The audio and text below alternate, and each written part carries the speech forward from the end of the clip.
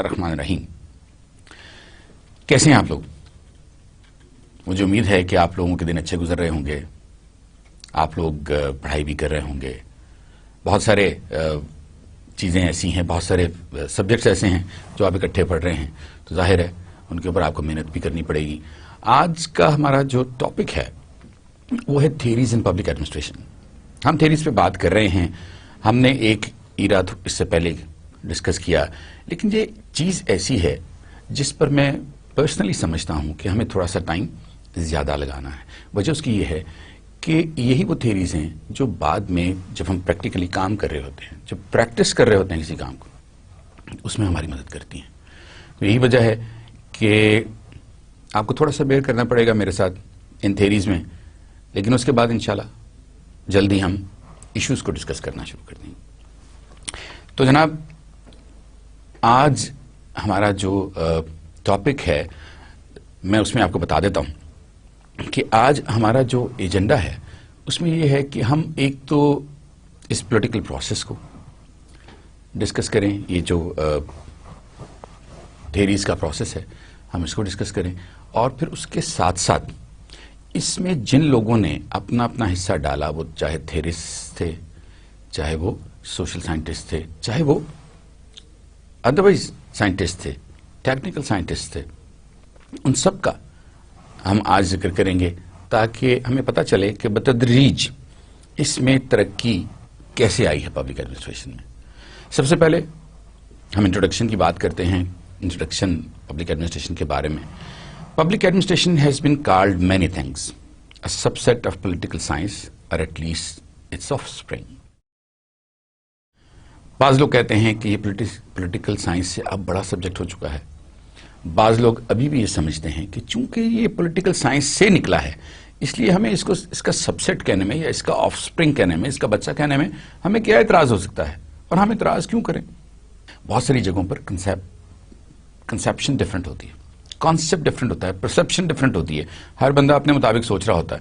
تو اگر لوگ یہ سوچتے ہیں کہ پبلک ایڈمنسٹریشن جو ہے that is an offspring of political science, I personally think there is no harm.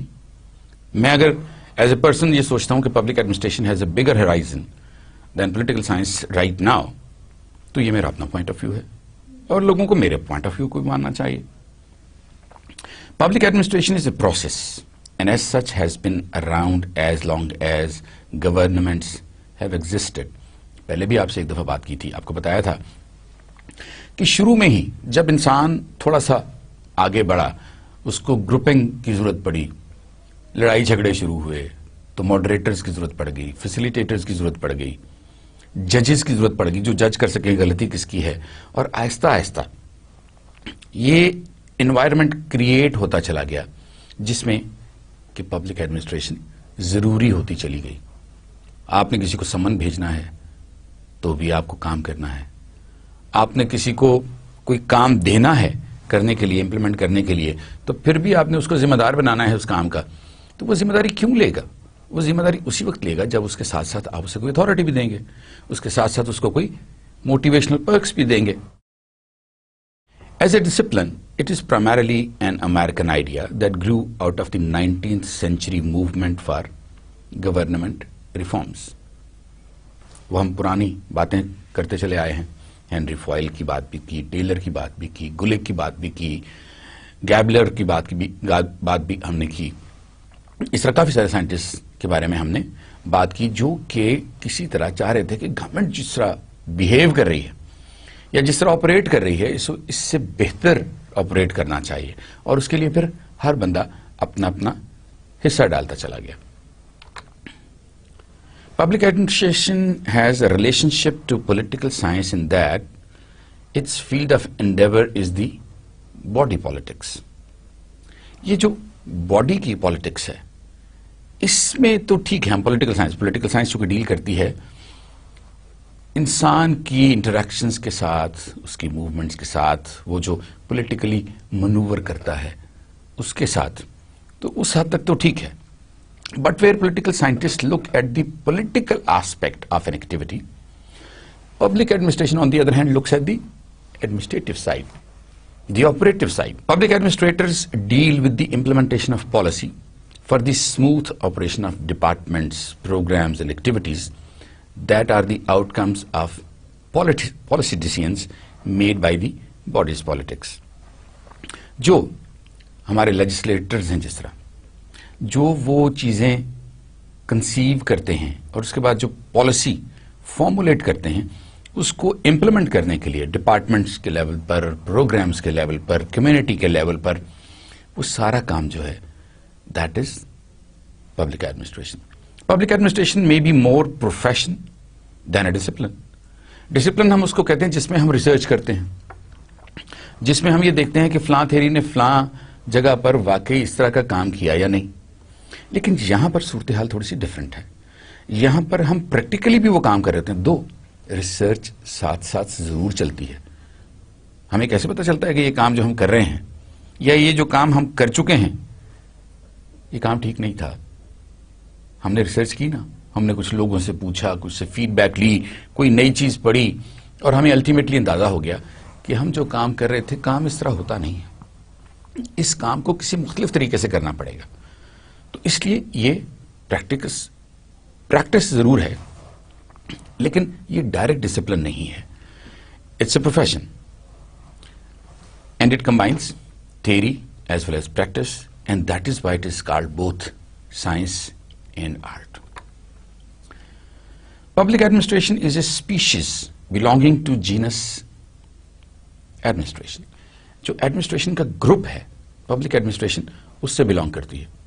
Administration the activity which encompasses everything we do to do something in our environment, which in turn belongs to a family which we may call cooperative human action. اب public administration جو ہے اس کا مطلب یہ ہے وہ کس کے ساتھ بلانگ کرتی ہے؟ کوآپریٹو ہیومن ایکشن کے ساتھ. لوگ مل جل کے کام کر رہے ہیں، باڈیز مل جل کے کام کر رہی ہیں، آرگنائزیشنز مل جل کے کام کر رہی ہے، کمیونٹی مل جل کے کام کر رہی ہے، گورنمنٹ مختلف آرگنائزیشنز کے ساتھ، مختلف لوگوں کے ساتھ، مختلف گروپس کے ساتھ مل کے کام کر رہی ہے. اور اس کے علاوہ دنیا، ساری دنیا میں جس طرح یونائٹڈ نیشنز ہے، یونائٹڈ نیشنز از اے کوآپریٹو ہیومن ایکشن. اس لیے بنایا گیا تاکہ پوری دنیا کی ویل بینگ کا خیال رکھا جا سکے. Public administration theory is the amalgamation of history, organizational theory, social theory, political theory and related studies focused on the meanings, structures and functions of public service in all its forms.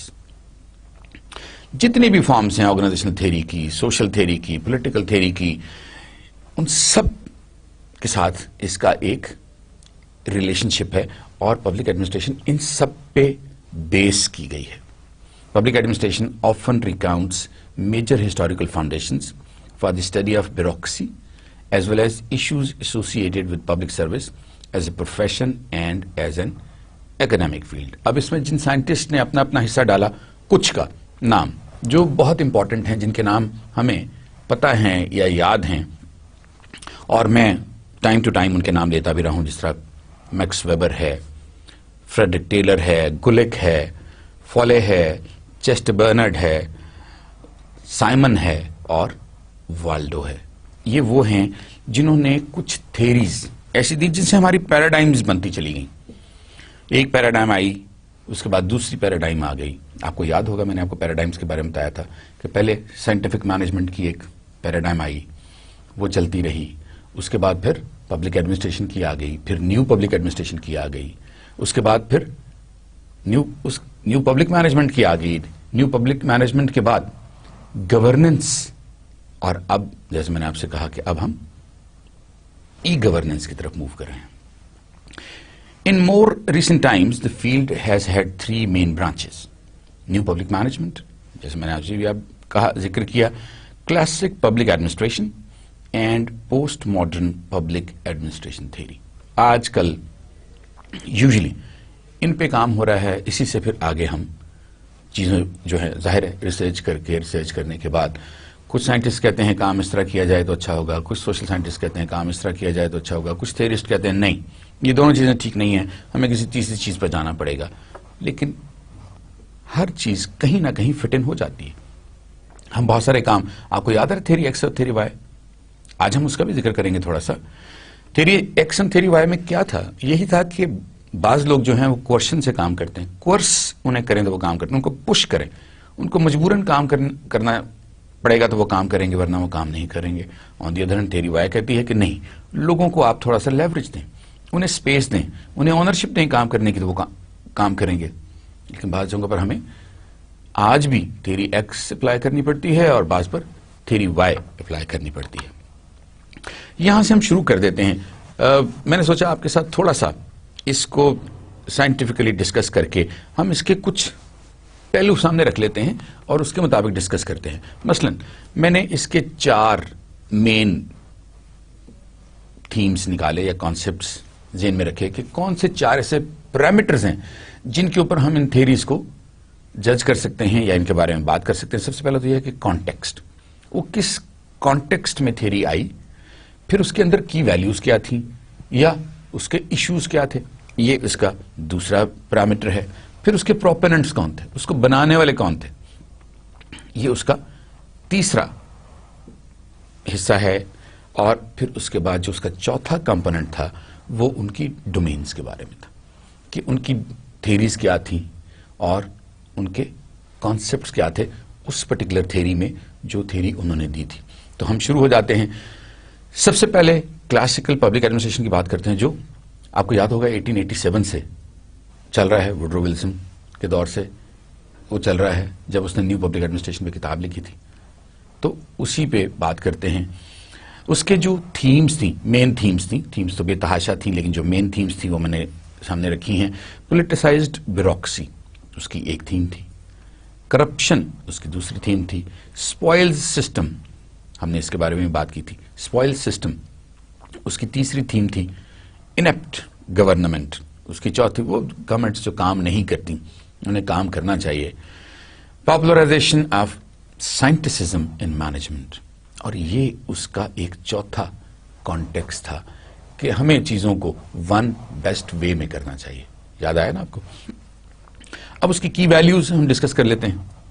Politicised bureaucracy میں politics and administration dichotomy تھی, corruption میں جو preservation of democracy تھی, پھر promotion of efficiency تھی, effectiveness آپ کو 3 ای یاد ہوں گے, افیکٹونیس, ایفیشنسی اینڈ اکنامکس, وہ اس کے ساتھ ریلیٹ کرتے تھے.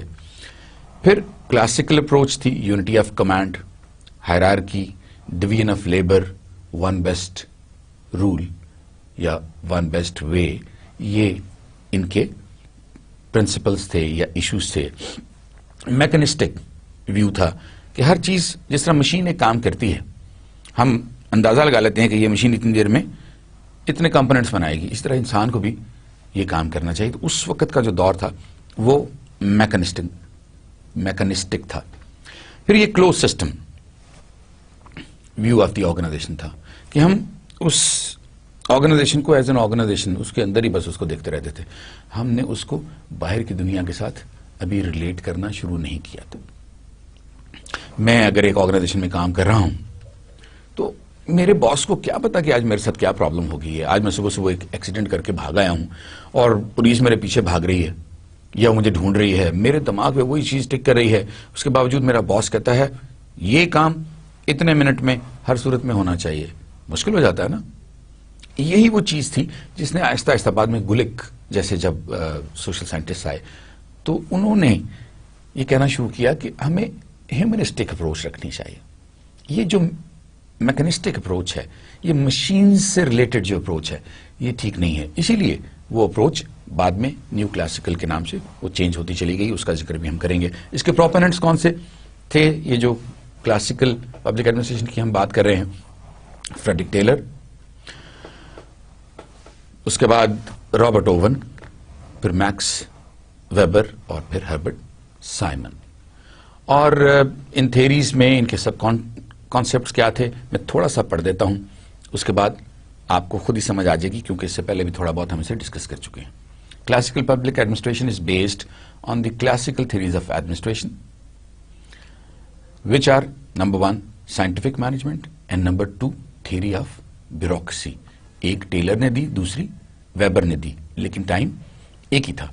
टेलर ने कहा focus on lower level of management, the best way versus rule of thumb. Rule of thumb नहीं होना चाहिए, एक बेस्ट वे होना चाहिए. हमारे पास एक प्रायोरिटी होनी चाहिए और एक ही सबसे अच्छा तरीका होना चाहिए. टाइम एंड मोशन स्टडीज की गई उस वक्त, जिसके मुताबिक ये था कि कितने टाइम में किसी बंदे को कितना काम करना चाहिए, और अल्टीमेटली साथ ये भी कहा गया कि अगर वो उससे ज्यादा काम करता है तो उसको उसके पैसे दे दिए जाएं.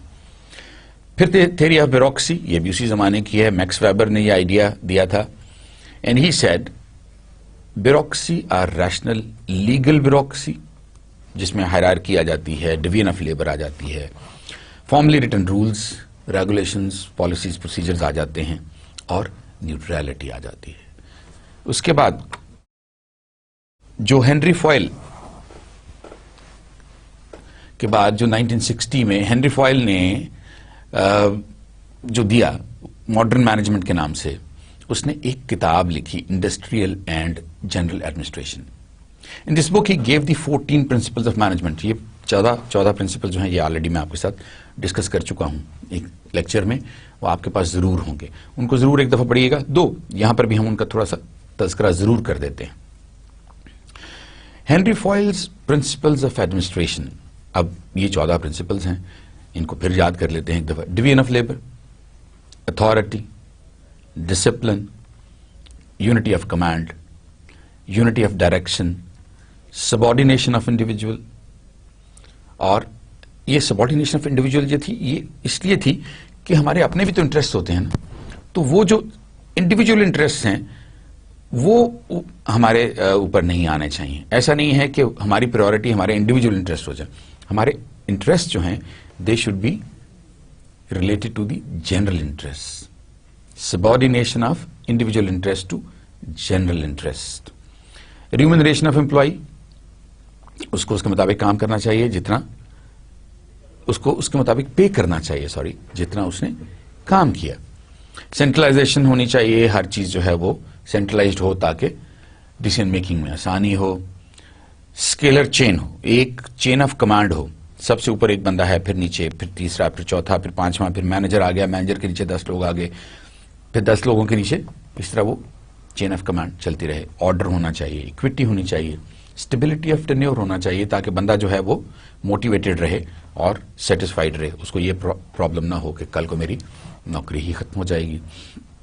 Initiative and esprit the Corp होनी चाहिए. ये मैंने आपको एस्प्री के बारे में आपको बताया था कि विलिंगनेस ऑफ माइंड, ये बहुत जरूरी है. अगर एक बंदे में विलिंगनेस ऑफ माइंड ही नहीं है तो वो काम नहीं कर सकेगा, लेकिन जब उसमें विलिंगनेस ऑफ माइंड होगी तो उस काम को बेहतर तरीके से कर सकेगा. And there is every possibility. और बाद में ये प्रूव हुआ कि जो एस्प्री है इसके होने से फायदा ये होता है कि एक इंसान मोटिवेटेड होता है, उसमें पैशन आ जाता है वो काम करने का, और जब उसके अंदर वो पैशन आ जाता है तो वो काम बहुत बेहतर तरीके से करना शुरू कर देता है, क्योंकि अब वो उसकी ड्यूटी नहीं रही, अब उसका पैशन बन गया है और वो उसको as a passion he deal कर रहा होता है, इसलिए वो उसमें इंडल्ज करना शुरू कर देता.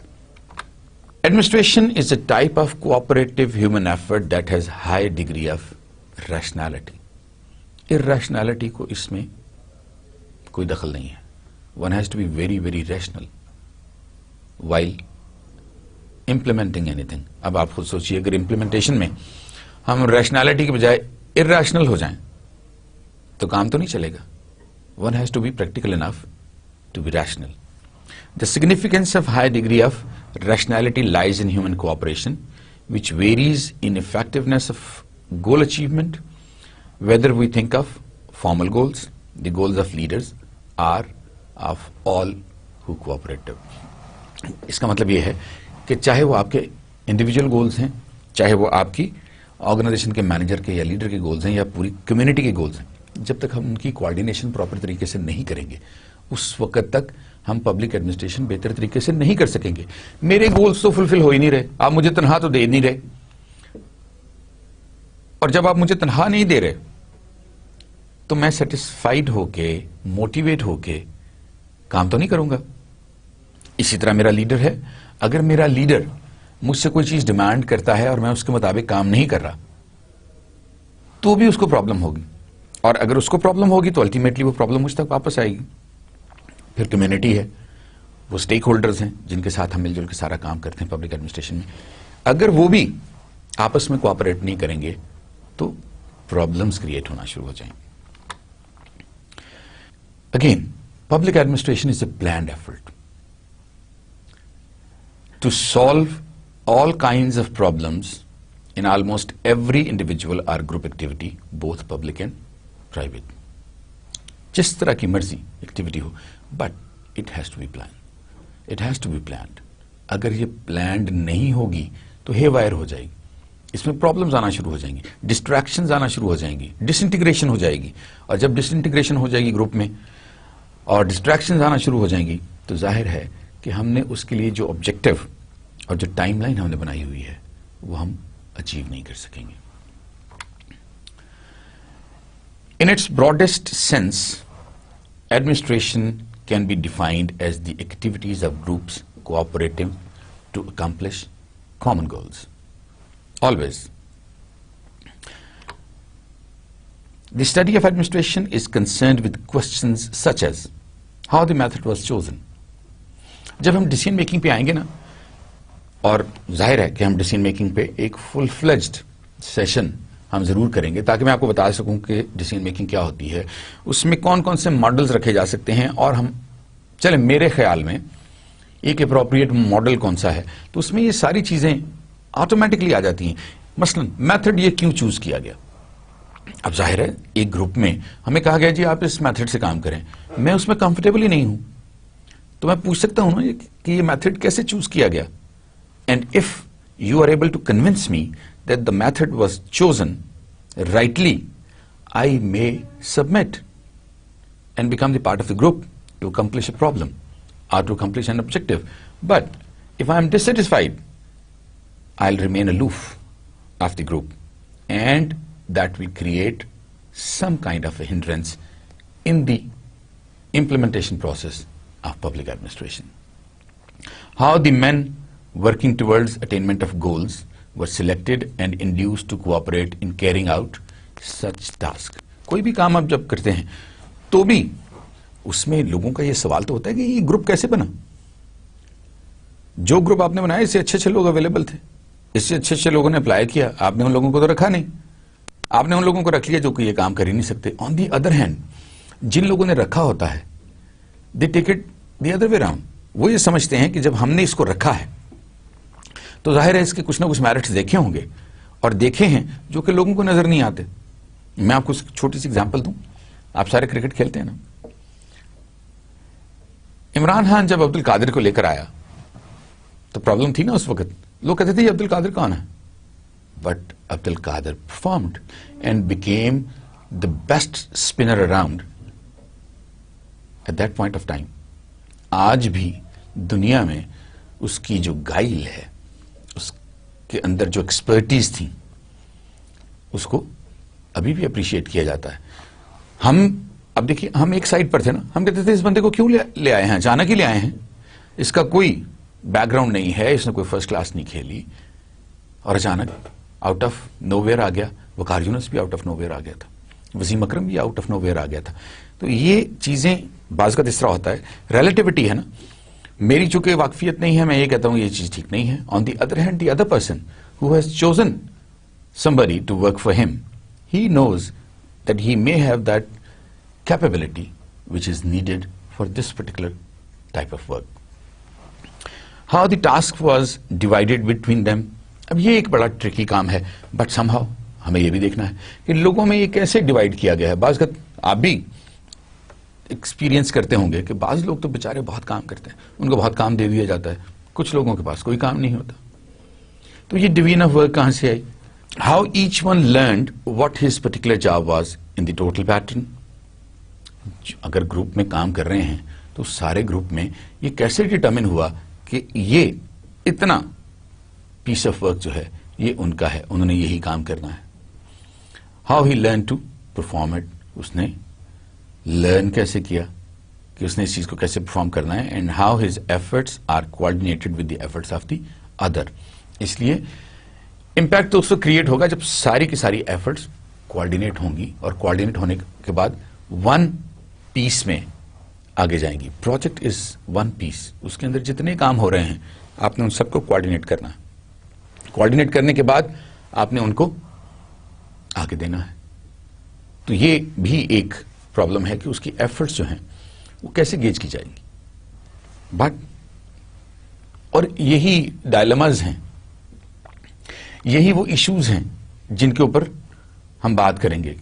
اسی میں کانفلکٹ آف انٹرسٹ آ جاتا ہے, اسی میں اکاؤنٹیبلٹی کی پرابلم آنا شروع ہو جاتی ہیں, اسی میں پرسنل کی پرابلم آنا شروع ہو جاتی ہیں, اینڈ سو آن. تو وہ ساری کی ساری پرابلمس وقت کے ساتھ ساتھ ہم اپنے ایشوز میں ضرور ڈسکس کریں گے, اور کوشش کریں گے کہ ہم پاکستان کے حوالے سے ان کو ڈسکس کریں تاکہ ہم ان کو ریلیٹ کر سکیں, کسی ایک پرٹیکولر سچویشن کے ساتھ ریلیٹ کر سکیں. Most persons while they are engaged in everyday administration seldom think formally about the process. Do you agree? کہ بہت سارے لوگ, بہت سارے پبلک ایڈمنسٹریٹرز جو کہ انڈلج کر رہے ہوتے ہیں اس پرٹیکولر پروسیس میں, وہ فارملی اس کے بارے میں, پروسیس کے بارے میں سوچتے ہی نہیں ہیں.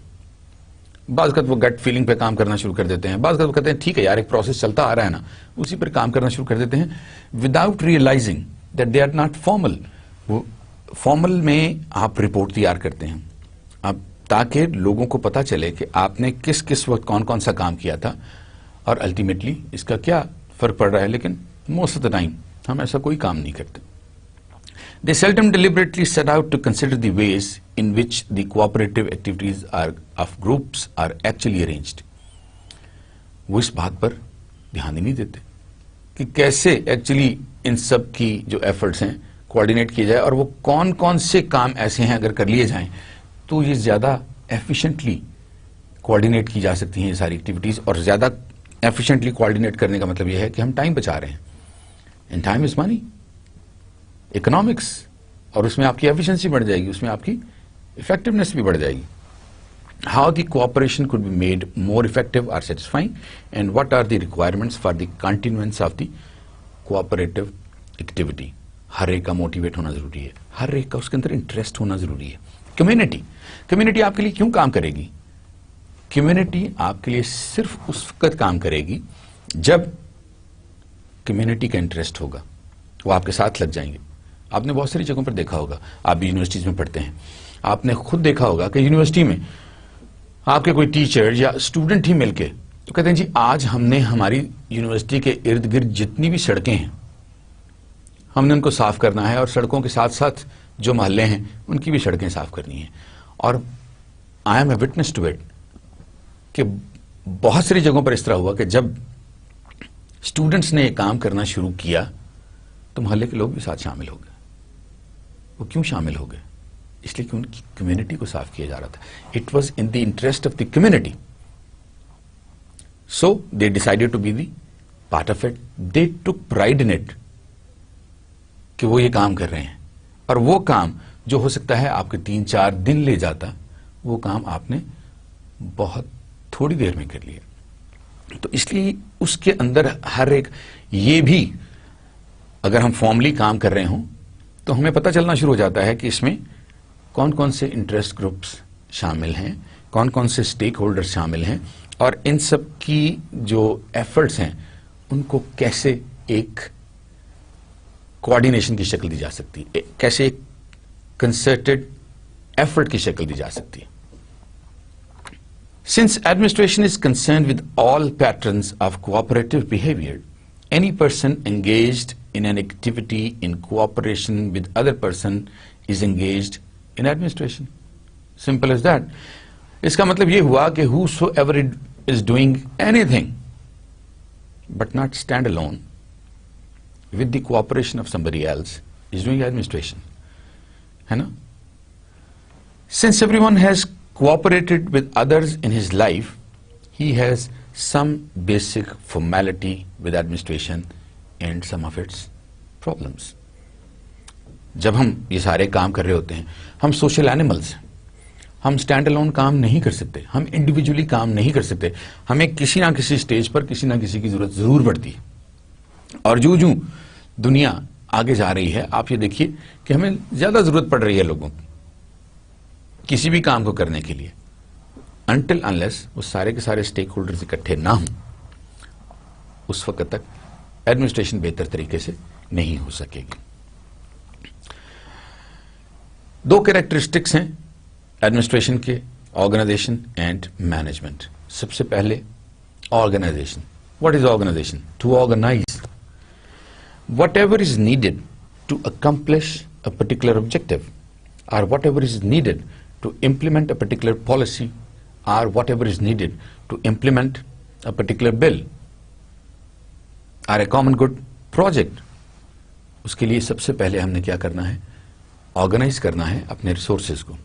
ہمارے پاس پیسہ کتنا ہے, اس پروجیکٹ کے لیے پیسہ کتنا چاہیے, اور اس پیسے کا انتظام کہاں سے ہوگا, ہمیں کس طرح کے اس میں لوگ چاہیے, کیا ہمیں ہائی پروفائل لوگ چاہیے یا ہمیں ورکر سے کام لینا ہے, ہمیں اسپیس کس قسم کی چاہیے, اور اس کے علاوہ جو کنٹینجنسیز ہیں وہ ساری کی ساری کون سی ہیں جو اس کے اندر ہمیں چاہیے ہوں گی, پھر ٹائم فریم کتنا ہے, کتنے ٹائم فریم میں یہ کام کرنا ہے.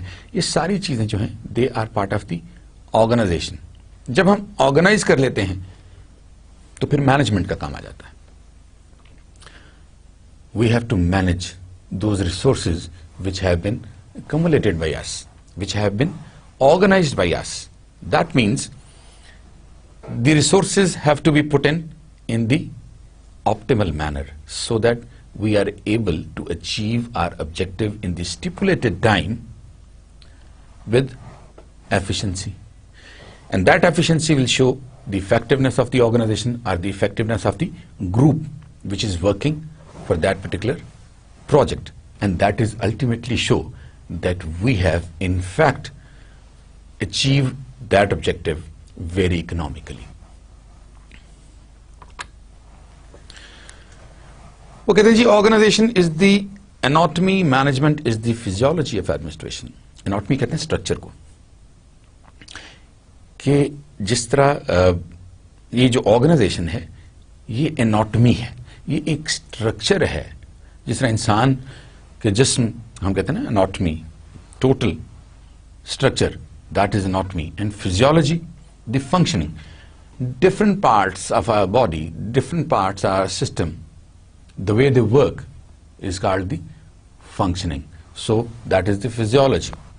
Same if we define it the other way around in the management context, that is organization is the structure while management is the functioning of administration. اچھا جی, context ابھی چلتے جا رہے تھے, بیچ میں ایک دو چیزیں آگئی, میں نے کہا یہ بھی آپ کے ساتھ ڈسکس کر لوں.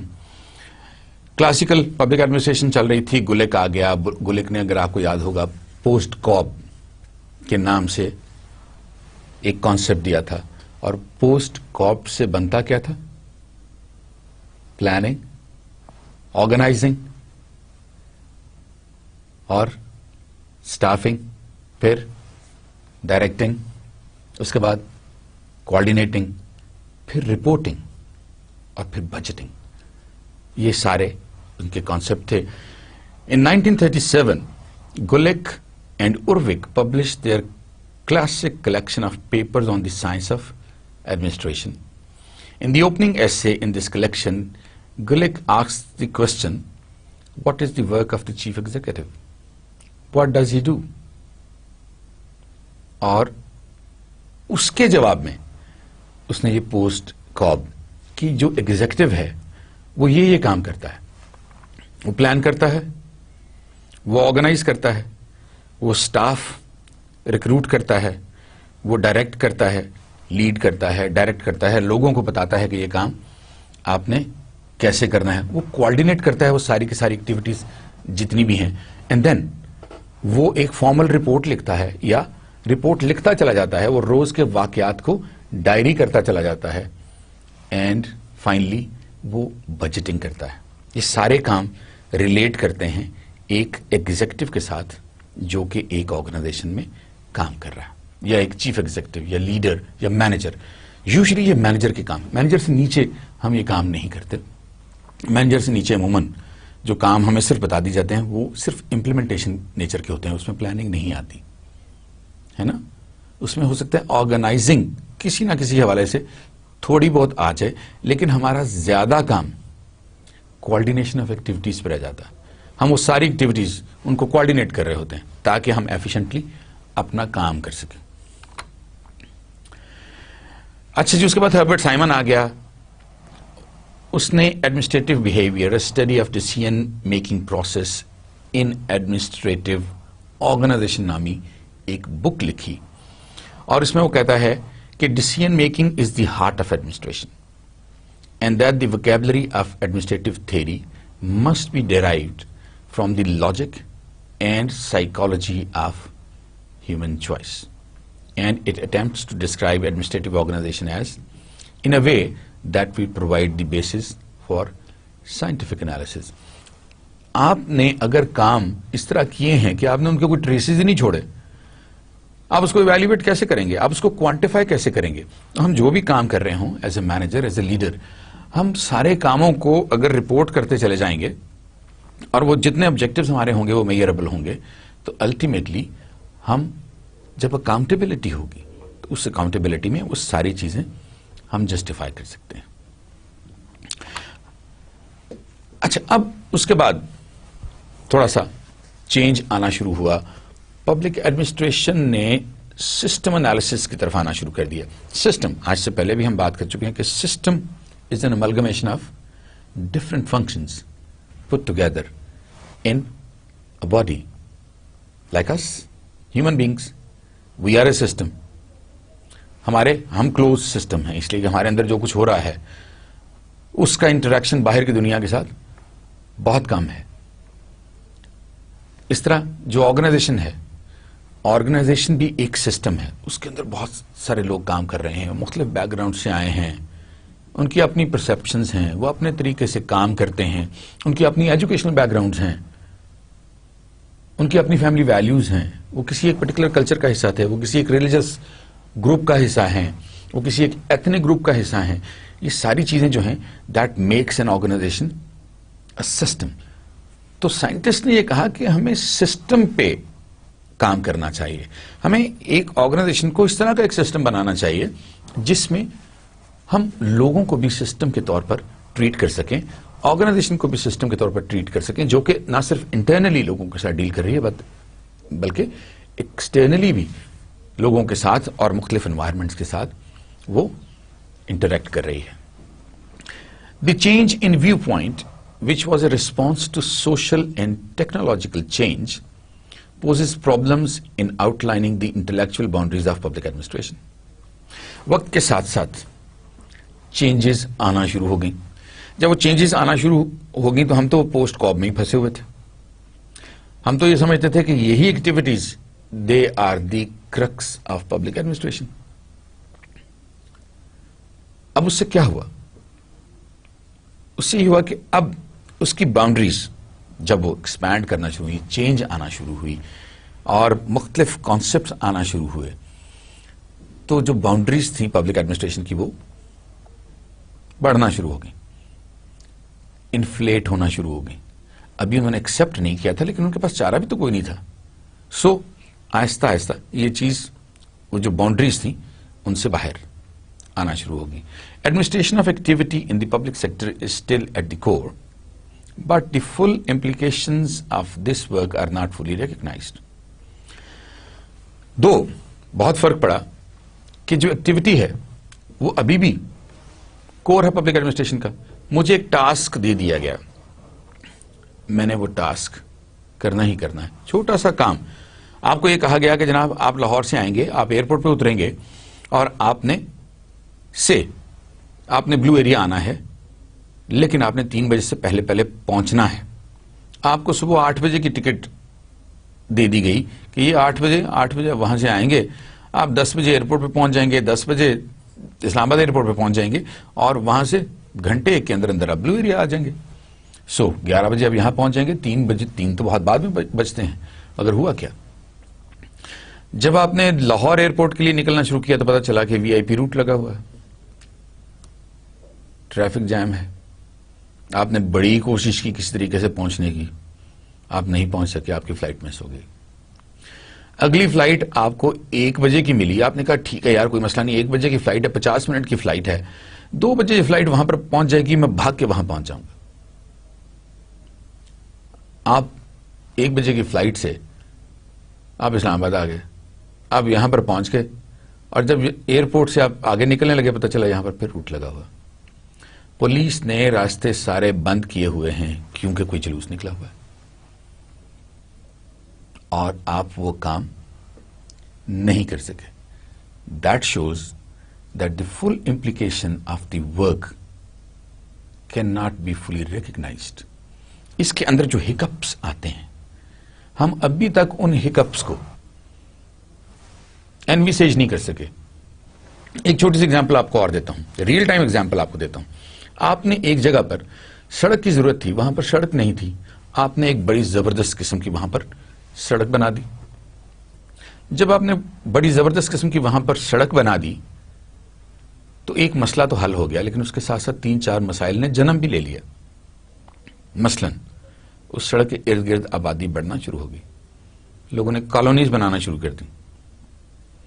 جو لوگ اسلام آباد میں رہتے ہیں ان کو پتا ہے کہ جب راول ڈیم سے آپ رائٹ ٹرن لیتے ہیں اور لتراڑ کی طرف جاتے ہیں تو یہ آج سے کوئی 15 سال پہلے یہ ایک بہت ہی بیرن, ایک بہت چھوٹی سی روڈ ہوتی تھی, اور اس کے اوپر آپ کو شام کے بعد آتے ہوئے ڈر لگتا تھا. اس کے اوپر سوائے نرسریز کے کچھ بھی نہیں ہوتا تھا. مگر پھر ہوا کیا؟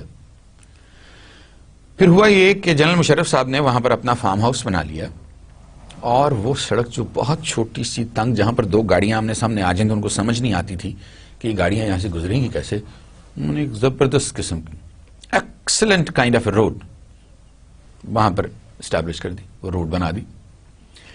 جب وہ روڈ بن گئی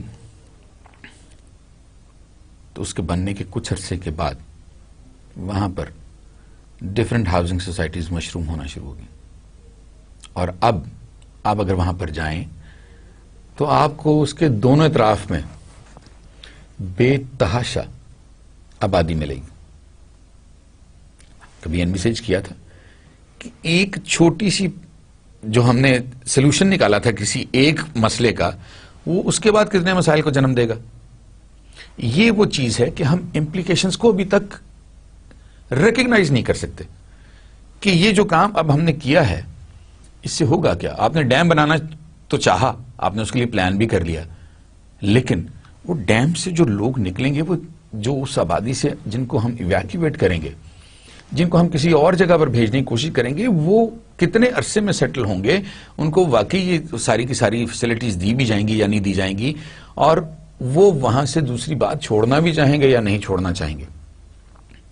تو یہ جو بات ہے, اسی لیے اس کو ایک سسٹم کا نام دیا گیا کہ public administration is a system. اور جتنا آپ اس کو انویسیج کرتے چلے جائیں گے, جتنا آپ ان پرابلمس کو پرسیو کرتے چلے جائیں گے, اتنا الٹیمیٹلی آپ کے لیے ایڈوانٹیج ہونا شروع ہو جائے گا. میں آپ کو مری روڈ کی مثال دیتا ہوں.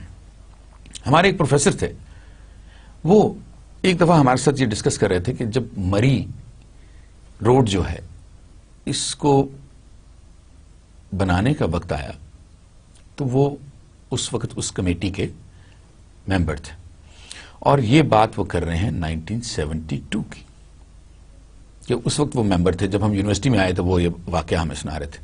وہ کہنے لگے کہ میں اور ایک اور صاحب, ہم 2 لوگ ایسے تھے جو انہیں یہ کہہ رہے تھے کہ یہ جو مری روڈ آپ بنا رہے ہیں یہ بہت چھوٹی ہے,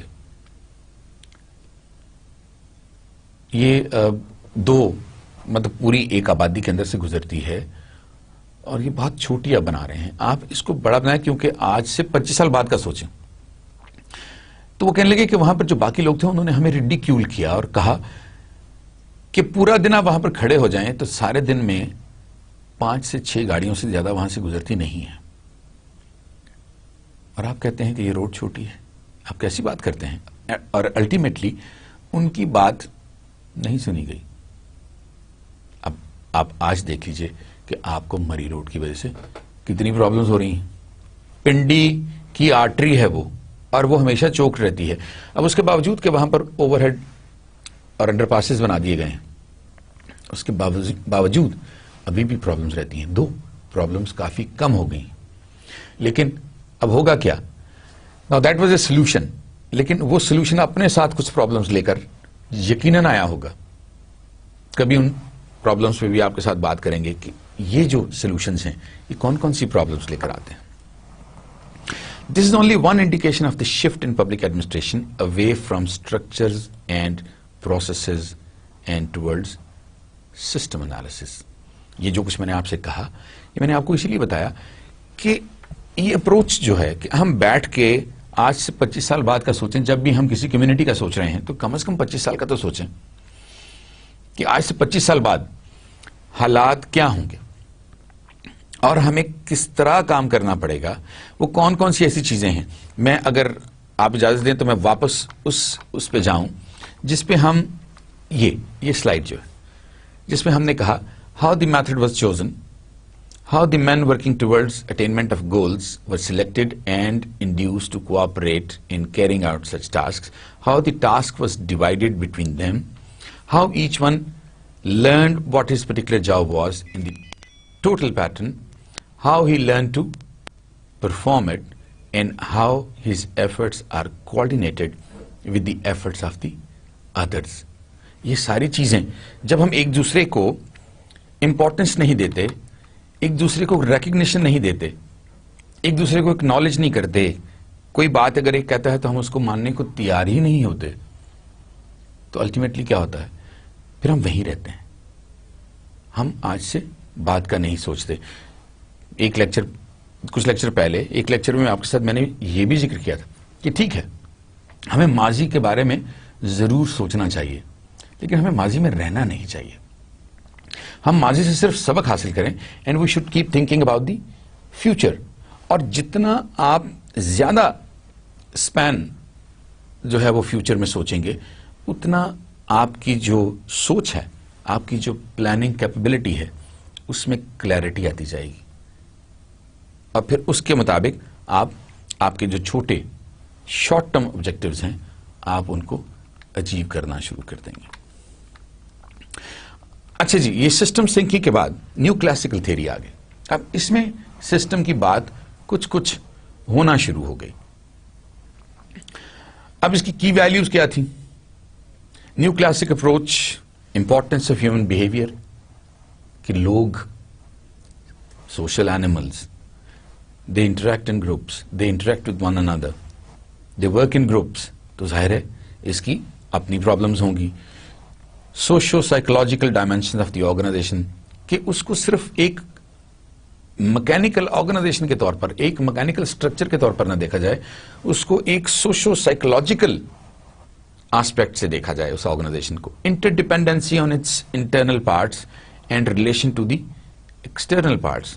یہ بھی دیکھا جائے کہ انٹرنلی وہ ایک فل فلیش سسٹم ہے, کیونکہ اس کے اندر جو لوگ ہیں وہ ایک دوسرے کے ساتھ انٹریکٹ کرتے ہیں, اور they have created an environment, ان کا اپنا ایک کلچر ہے اس آرگنائزیشن کے اندر کا. بٹ اس کے ساتھ ساتھ they are interacting with the outer world as well, they are interacting with different kind of stakeholders. اور وہ ساری چیزیں بھی ہمیں ان کنسیڈریشن لے کر آنی چاہیے. اب اس میں فولے جو تھا اس نے ایک, he was one of the proponents. دوسرا ایلٹن میو, وہ بھی اس کا ایک پروپوننٹ تھا.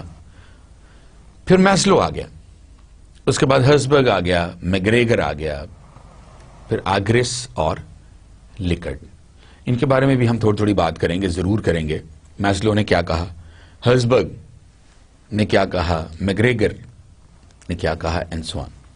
New classical theory of organization, اور اس کا کانسیپٹ کیا تھا؟ Public administration derived its concept from this school. یہ آفٹر 1920s کی بات ہو رہی ہے. Commonly refer to as the human relations or human behaviour school. It attempted to improve on the classical concepts. جو کانسیپٹس ٹیلر نے یا گولک نے یا ان کے باقی سارے جو کنٹمپرریز تھے انہوں نے دیے, انہوں نے اس کو تھوڑا سا اور آگے لے کر گئے, اس پر بلڈ کرنے کی کوشش کی. اب فولے کے بارے میں ہے کہ importance of the informal system and exercising leadership rather than wielding power to motivate workers. اس نے کہا لیڈرشپ اور مینجمنٹ میں کافی فرق ہے. لیڈر جو ہے اس کو کام جب کروانا ہے تو اس کے ساتھ ساتھ اس کو اپنے لوگوں کو موٹیویٹ بھی رکھنا ہے, اور جب تک وہ موٹیویٹڈ نہیں رکھے گا اس وقت تک وہ لوگ کام بھی نہیں کریں گے. میو نے کہا workers anchor of security and productivity has greater influence on employee productivity rather than management demands. اگر آپ ان کی سیکورٹی اور پروڈکٹیوٹی کو شیلٹر کر لیتے ہیں, اگر آپ ان کو شیلٹر دے دیتے ہیں, اگر آپ ان کو سیکورٹی پرووائڈ کر دیتے ہیں اور پروڈکٹیوٹی میں بھی آپ ان کو حصہ دے دیتے ہیں, ان کی آنرشپ بنا دیتے ہیں, تو الٹیمیٹلی کیا ہوگا, دے ول بی مور فروٹفل, بجائے اس کے کہ وہ صرف مینجمنٹ کی ڈیمانڈس پہ کام کرنا شروع کرتا. Workers are obliged to adhere to their group norms. Workers جو ہیں جب وہ ایک گروپ بناتے ہیں تو they tend to adhere to their group norms. ان کو اپنے گروپ نارمس کے ساتھ ریلیٹ کرنے دیا جائے, بجائے اس کے کہ آپ کورس کرنا شروع کر دیں انہیں, آپ زبردستی ان سے کوئی کام کروانا شروع کر دیں. Get them motivated, make them work for you in a positive way rather than a negative way. اس کے بعد ابراہم میسلو, میں ابھی آپ سے بات کر رہا تھا, he felt as though conditioning theories did not adequately capture the complexity of human behavior. They should, لیکن اس نے کہا کہ وہ ہیومن بیہیویئر کو, جو کلاسیکل تھیریز تھیں وہ ہیومن بیہیویئر کو انکمپس نہیں کرتی تھی. وہ صرف آرگنائزیشن کو ایک مکینیکل سسٹم کے طور پر دیکھتی تھی, وہ انسان کو بھی ایک مکینیکل سسٹم کے طور پر دیکھتی تھی, اور یہی اس کی سب سے بڑی پرابلم تھی. میسلو نے, آپ کو یاد ہوگا کہ اس نے ایک تھیری آف ہیومن موٹیویشن, وہ کون سی تھی, ہائرارکی آف نیڈس, یاد آیا آپ کو؟ اس نے وہ ہائرارکی آف نیڈس ڈیولپ کر دی کہ ایک انسان جو ہے اس کی ایک ہائرارکی آف نیڈس ہے. جب تک اس کی نیڈس, اس کا ایک لیول ہے, پھر اس کا دوسرا لیول ہے, پھر اس کا تیسرا لیول ہے, پھر چوتھا اور پھر پانچواں, جب تک اس کا سب سے پہلا والا لیول جو ہے وہ اچیو نہیں ہوتا, وہ دوسرے لیول تک نہیں جاتا.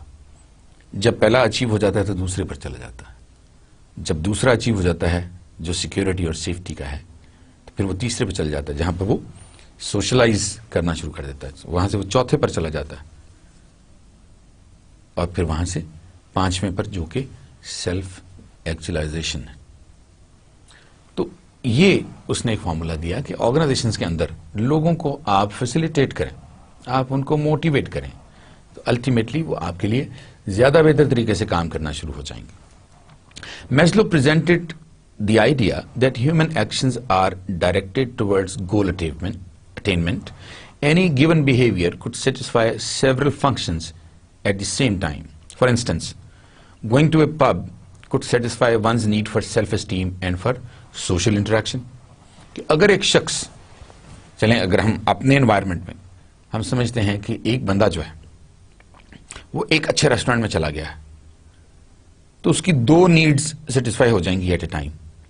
ایک تو اس کو بھوک لگی ہوئی ہے, اس نے کھانا کھا لیا, اور دوسرا وہ جو سوشل انٹریکشن کی نیڈز ہیں, وہ جو سوشل انٹریکشن نیڈز ہیں وہ بھی اس کی پوری ہو جائیں گی. وہ لوگوں کے ساتھ وہاں پر ملے گا, کوئی دوست مل جاتا ہے, اس کے ساتھ کوئی اور دوست مل جاتا ہے, یا ویسے ہی جب وہ وہاں پر جا کے جب بیٹھتا ہے تو وہ لوگوں کے ساتھ انٹریکٹ کرتا ہے تو اس کی ایک اور نیڈ فلفل ہو جاتی ہے. اس نے کہا کہ سب سے پہلے جو نیڈز آتی ہیں وہ آپ کی سائیکولوجیکل نیڈز ہیں, آپ کی سیفٹی نیڈز ہیں, پھر اس کے بعد آپ کی سوشل نیڈ آ جاتی ہے جس میں آپ کی ایگو بھی آ جاتی ہے, اینڈ فائنلی سیلف ایکچولائزیشن آ جاتی ہے. Maslow felt as though conditioning theories did not adequately capture the complexity of human behavior. In a 1943 paper called A Theory of Human Motivation, Maslow presented the idea that human actions are directed towards goal attainment. ایسا نہیں ہے کہ وہ خود ان کے جو ideas ہیں اور ان کے جو ایکشنز ہیں وہ گول اٹینمنٹ کی طرف نہیں ہوتے. اگر ان کو موٹیویٹ کر دیا جائے تو آٹومیٹکلی وہ گول اٹینمنٹ کی طرف چل پڑتے ہیں. ہرزبرگ آ گیا, ہرزبرگ نے موٹیویشن ہائجن تھیوری دے دی. وہ اس سے ایک سٹیپ اور آگے چلا گیا. The father of job enrichment and the originator of the motivation hygiene theory. Herzberg نے کیا کہا؟ اس نے in 1959 Herzberg developed a list of factors which were developed closely based on Maslow's hierarchy of needs, except it more closely related to work. وہ تو ساری اس نے needs بتا دی تھی نا آپ کی، physical needs, social needs, safety needs, پھر آپ کی سیلف ایکچولائزیشن، پہلے سیلف اسٹیم کی نیڈ، پھر آپ کی سیلف ایکچولائزیشن کی نیڈ. یہاں پر اس نے کنفائن کیا اپنے آپ کو آرگنائزیشن کے اندر، اور اس نے کہا کہ آرگنائزیشن کی یہ ساری چیزیں جو ہیں they are sources of motivation, they should be sources of motivation. اگر ہم یہ چیزیں ان کے ساتھ نہیں کریں گے یا ان کو نہیں دیں گے تو وہ لوگ جو ہیں وہ موٹیویٹڈ نہیں رہیں گے.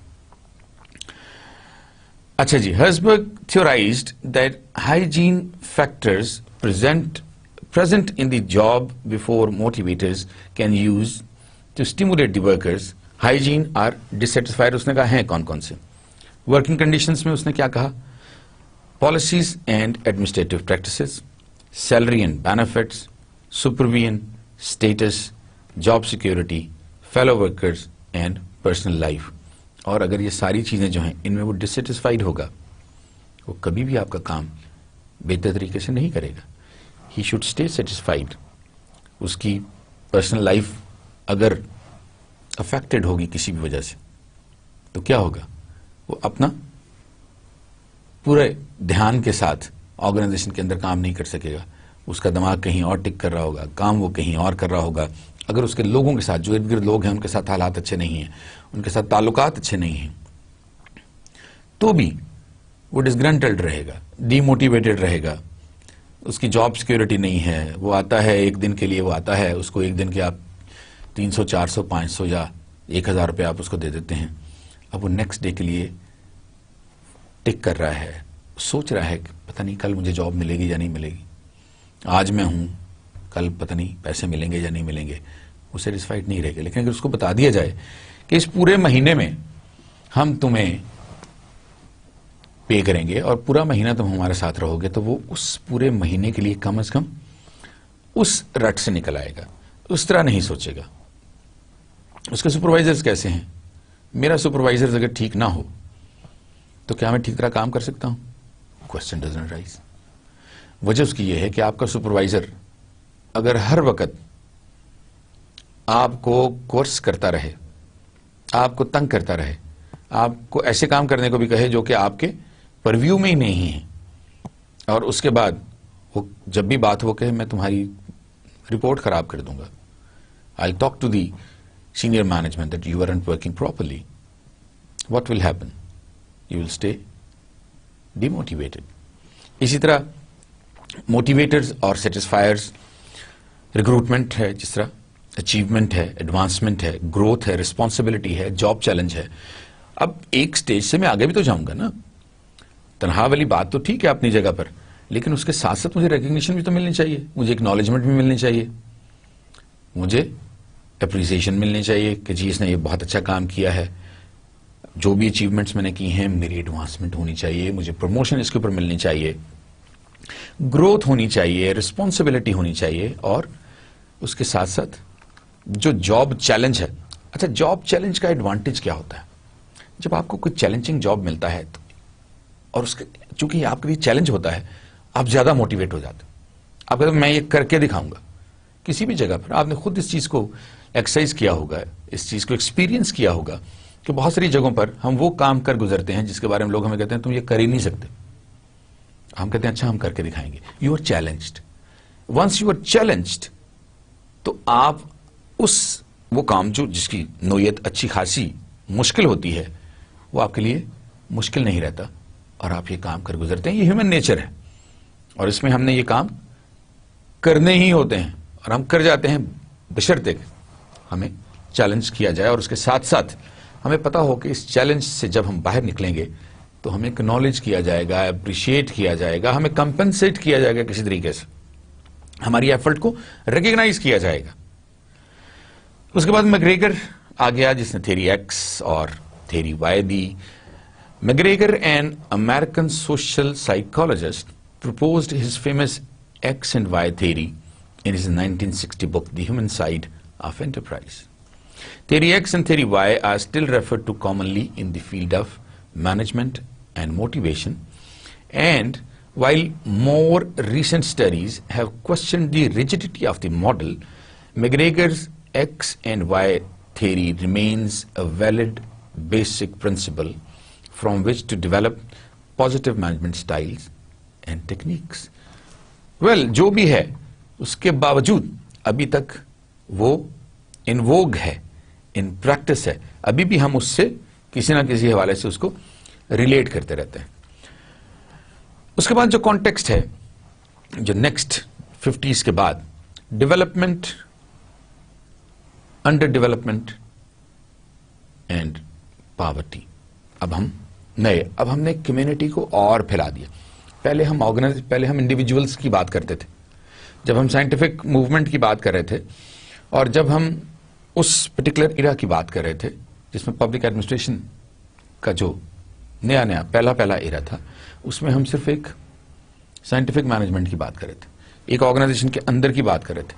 जब दूसरा इरा आया तो उसमें भी हमने ऑर्गेनाइजेशन के अंदर की बात की, सिर्फ ये कहा कि ये बाहर थोड़ा बहुत रिलेट करता है तो हमें बाहर का भी थोड़ा सा ख्याल रखना चाहिए, लेकिन ऑर्गेनाइजेशन के अंदर ये पूरा सिस्टम है, हमें इसका ख्याल करना चाहिए.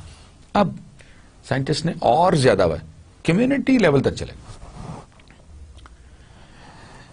उन्होंने कहा जी कि नेशन बिल्डिंग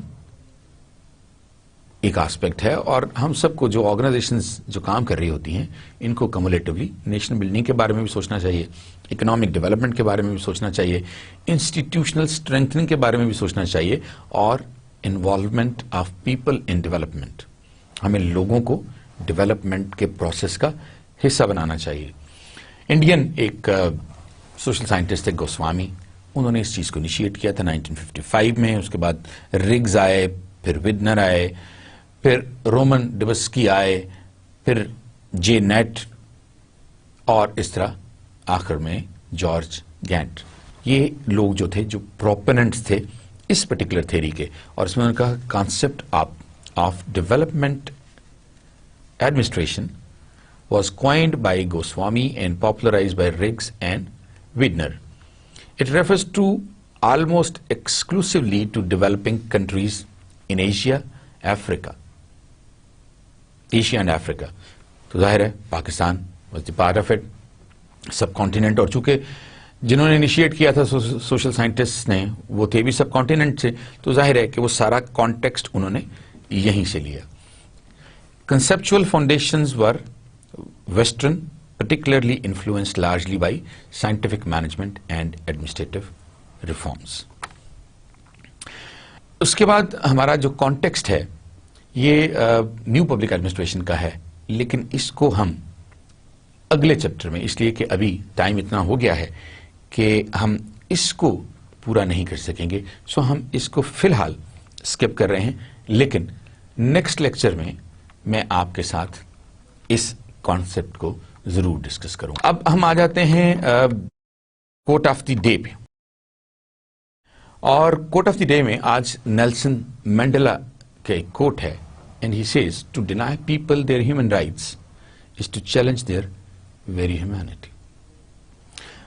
लोगों को आप राइट्स दें, उन्हें काम करने दें, और उसके साथ साथ उन्हें रोल्स, उनकी रिस्पॉन्सिबिलिटी, वो चूंकि सब काम कर रहे हैं, उसके साथ साथ उन्हें राइट्स भी दें, उन्हें एक्नॉलेज करें, उनको एंटिटी के तौर पर मत लें, उनको एक सब्जेक्ट के तौर पर मत लें, उनको एक ह्यूमैनिटी के तौर पर लें, ताकि आप उनके साथ बेहतर तरीके से काम कर सकें. मेरा कॉन्सेप्ट है ना, अगर मैं किसी को एक नौकर की तरह ट्रीट करूंगा, एक सब्जेक्ट की तरह ट्रीट करूंगा, या मैं समझूंगा कि ये मेरा सब्जेक्ट है, ये मेरा नौकर है, तो मैं उसको सब्जेक्ट की तरह ट्रीट कर रहा हूंगा, एक गुलाम की तरह ट्रीट कर रहा हूंगा. लेकिन जब मैं ये समझना शुरू कर दूं कि यार ठीक है, किसी ना किसी वजह से ये गरीब मेरा नौकर है, मेरा पीएन है, इसको काम करना पड़ गया है, मगर है तो ह्यूमन बीइंग, तो मेरे एटीट्यूड में, मेरे बिहेवियर में फर्क पड़ जाएगा. اور یہی وہ چیز ہے جو کہ نیلسن مینڈیلا نے بھی کہی کہ لوگوں کو ان کے جو ہیومن رائٹس ہیں ان سے ڈینائی نہیں کرنا چاہیے، because that is the very essence of humanity. آپ کے ساتھ اگلے لیکچر میں ملاقات ہوگی. اس وقت تک کے لیے خدا حافظ.